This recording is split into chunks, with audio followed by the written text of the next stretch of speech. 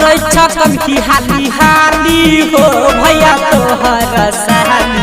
महाराज छकन की हाली हाली हो भैया तोहर साली। करे बने बघरा बाली हो भैया तोहर साली। करे बने बघरा बाली हो भैया तोहर साली। देखबै छे खाली ई देवर हो दीदी तोहर देवर। देखबै छे खाली ई देवर हो दीदी तोहर देवर।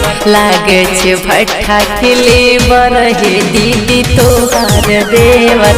लागे छे भट्ठा के लेबर हो दीदी तोहर देवर।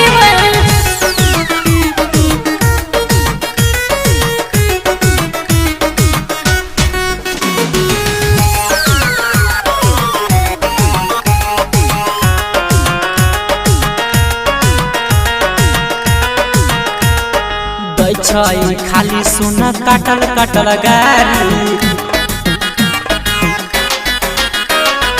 इकरा नहीं देबो मुझे पूरी तरकारी।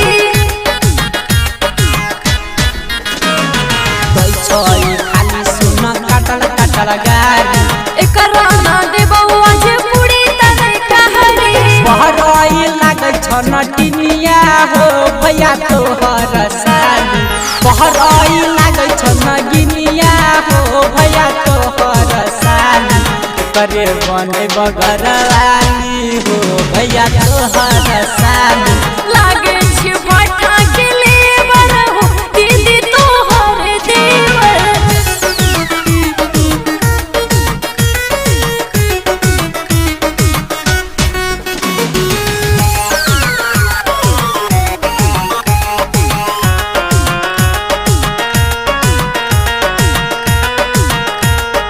अच्छा अच्छा तिलक चढ़ैहा हो लड़का के भैया।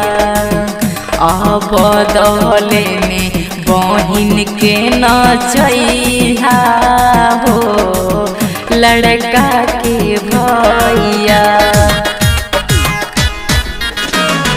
धीरे धीरे कमर हिलैहा हे हमारा भौजी के बहिनिया। लागे छ हमर क्या मसीनिया हे हमारा भौजी के बहिनिया। अरे बाबू रमन जी झगड़ा लड़ाई करोगे क्या? सिंदूर पड़ने का टाइम हो गया है। सिंदूर खत्म हो जाएगा ना बाबू। अरे चलो जो कार्य कर लगवाई होता लाली हो भैया तोहर साली। करे बने बगरवाली हो भैया तोहर साली। लागे छे भट्ठा के लेबर हो दीदी तोहर देवर। करे बने बगरवाली हो भैया तोहर साली।